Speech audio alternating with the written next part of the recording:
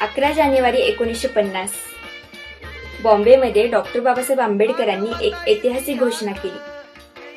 ती म्हणजे हिंदू कोड बिलावरती काम सुरू करण्याची जाहीर घोषणा केली आणि त्याला नाव दिलं प्रगतीचा नवा मार्ग. पण काही लोकांना हा निर्णय युद्धाची सुरुवात वाटली, कारण हा कायदा स्त्रियांच्या हक्कासाठी होता, समतेसाठी होता आणि बाबासाहेबांना माणूस घडवायचं होतं. पण काही लोकांना फक्त आणि फक्त त्यांची परंपरा टिकवायची होती.